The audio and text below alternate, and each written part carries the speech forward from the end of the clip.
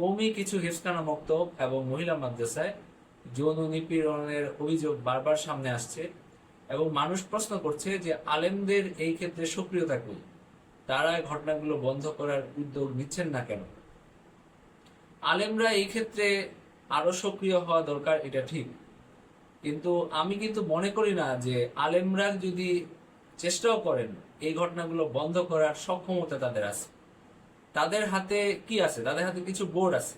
এই বোর্ডগুলো চাইলে নিবন্ধন দেওয়ার ক্ষেত্রে সতর্ক থাকতে পারে। এবং আমি যতদূর জানি যে বেফাকুল মাদারিসিল আরাবিয়া, যেটা তারা নিবন্ধন দেওয়ার ক্ষেত্রে অনেক যাচাই বাছাই করে নিবন্ধন দেয়। কিন্তু যেই যে প্রতিষ্ঠানগুলোতে ঘটনাগুলো ঘটে, যে সমস্ত মহিলা মাদ্রাসা, যে সমস্ত এক রুম ভাড়া নিয়ে হেফজখানা মক্তব, এগুলোর জন্য কিন্তু নিবন্ধনও তেমন প্রয়োজন হয় না। তাদের পরীক্ষা কোন বোর্ড থেকে হচ্ছে এটাও স্থানীয় অভিভাবকরা দেখে সন্তানকে পড়তে দেন না, এবং নিবন্ধন না দিলেও যে তাদের ব্যবসা বন্ধ হয়ে থাকবে এরকম না। এই কারণে এইভাবে যে যত্রতত্র মাদ্রাসা হচ্ছে, যে খুশি সেই মাদ্রাসা করছে, একটা রুম ভাড়া নিয়ে, একটা ফ্ল্যাট ভাড়া নিয়ে মাদ্রাসা করে ফেলা যাচ্ছে হেফখানা মক্তব সুন্দর করে সাইনবোর্ড দিয়ে। মহিলা মাদ্রাসাও এরকম ভাবে হচ্ছে। এইটা নিয়ন্ত্রণ করার সক্ষমতা আসলে কোনো বোর্ডের নাই, এবং শীর্ষ ওলামায়ে কেরাম বা মুরব্বী যারা আছেন তাদের এই সক্ষমতা নেই। সুতরাং এই দায়িত্বটা আসলে সরকারকেই নিতে হবে।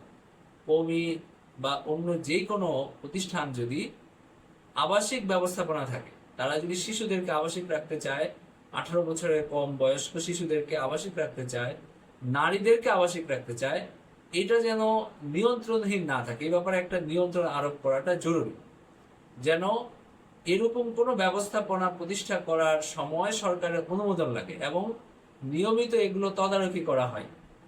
কোন থানার আন্ডারে কয়টা আবাসিক ব্যবস্থাপনা আছে যেখানে শিশুরা আবাসিক থাকছে, নারীরা আবাসিক থাকছে, সেখানে এটা যেন থানাগুলো জানা থাকে এবং নিয়মিত যেন একটা তদারকি করা হয়। এই ব্যাপারটা একেবারে বলগাহীন হয়ে গেছে।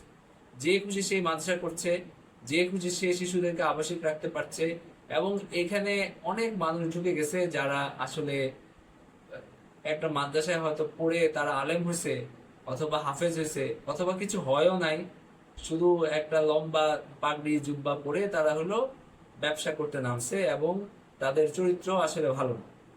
তো এই ব্যাপারটা বন্ধ করার জন্য আমি মনে করি যে আলেমদের পক্ষ থেকে, সাধারণ মানুষদের পক্ষ থেকে আমরা সরকারের কাছে জোর দাবি জানাতে পারি যে আপনারা আবাসিক প্রতিষ্ঠান, শিশুদের আবাসিক রাখা হয় যেসব প্রতিষ্ঠানে, এবং নারীদের আবাসিক রাখা হবে এমন যে প্রতিষ্ঠানগুলো আছে, এগুলোর উপর নিয়ন্ত্রণ আরোপ করে।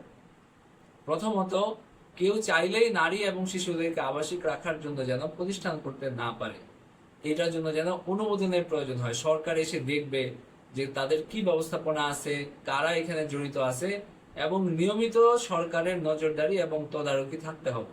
তাহলেই নারীদেরকে আবাসিক রাখা যাবে, শিশুদেরকে আবাসিক রাখা যাবে। এছাড়া অনুমোদনহীন আপনি আজকে চাইছেন, আপনি একটা প্রতিষ্ঠান করে নারী শিশুদেরকে আবাসিক রাখা শুরু করলেন, যাকে তাকে শিক্ষক রাখলেন, এরপরে একটা দুর্ঘটনা ঘটলো, বারবার এভাবে হতে থাকবে, এটা আসলে মেনে নেওয়া যায় না। সরকার যদি আবাসিক ব্যবস্থাপনার উপর নিয়ন্ত্রণ আরোপ করে, আমরা মনে করি যে এই ঘটনাগুলো অনেকটা নিয়ন্ত্রণে আসতে পারে।